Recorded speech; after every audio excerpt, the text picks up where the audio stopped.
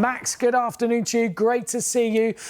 Look, there was perhaps a lot of reaction going on from either side, Nottingham Forest and Tottenham Hotspur, after this apparent release clause was met, but then it was all done in secret, which Nottingham Forest weren't very happy about. Now Gibbs-White signs a new deal at Forest. What was your reaction to it all? Yeah, afternoon, James.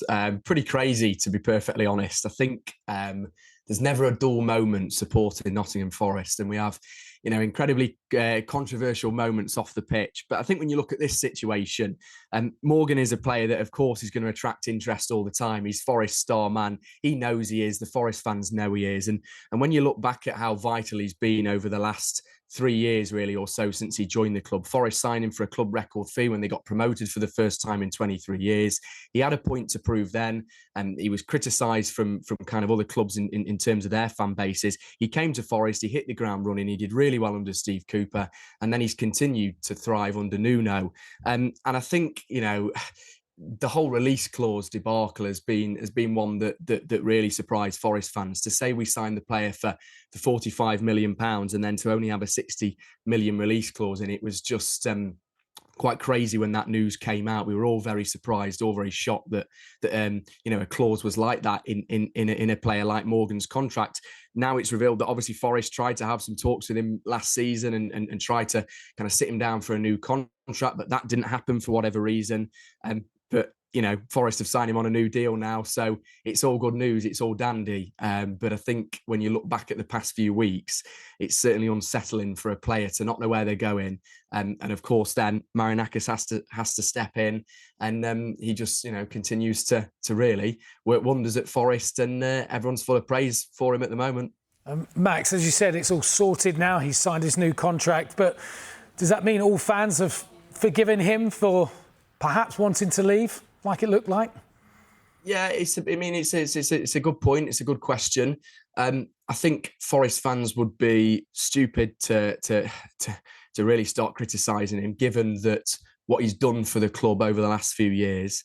And I think you've got to look at the bigger picture and go, look, he's staying now. Forest have signed him on a new deal. He's our player. He's our man. He's going to be our star player again next season, and we're going to face some really difficult opponents, not just in the Premier League, in whatever European competition we're going to be playing in. That's still to be decided.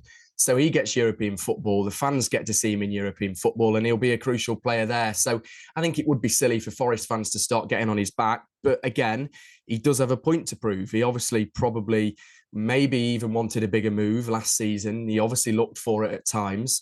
And yes, Forest aren't one of the big boys in the Premier League, but they've challenged for Europe this season. They've gone against the top six agenda, if you like, at times. And there's no reason why he can't be happy now. He can't be our player, and kind of we all move on together. Yeah, you mentioned the European debacle. It's been a strange off-season, really, for your club with so much going on. But look, away from all that, obviously you lost Anthony Elanga to Newcastle. But what have you made of the club's business so far? And where do you think you need to strengthen? Yeah, it's been a pretty, if I'm perfectly honest, probably quite a bang average window. We're quite disappointed to see Anthony Elanga go, but I think the offer that came in from Newcastle was probably too good to turn down, considering what Forest initially bought him for. I think out the two wingers, when you look at Anthony Elanga and Callum Hudson-Odoi, I would have been maybe tempted to keep Elanga out of those two. But we've got Callum Hudson-Odoi now. You've got players like Jota Silva, and of course, then we've signed two players, Jair Cunha and Igor Jesus. Of course, the Brazilian boys, and Forest continue to do well in the Brazilian market. Jesus looked excellent last night in the pre-season friendly against Fulham for the second half, even though obviously Forest lost 3-1. So there's positives there. In terms of other areas, Forest definitely need another few wingers. I'd even be tempted to go for a forward, of course, linked recently with Dan Ndoye as well. So we'll see how that pans out.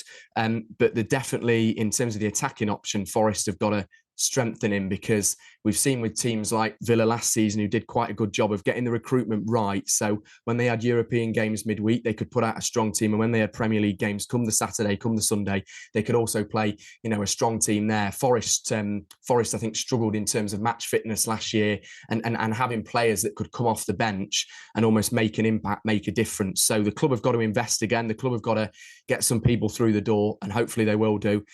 It'll be interesting to see, but I definitely think, the attacking option is where Forest definitely have to strengthen in the final third.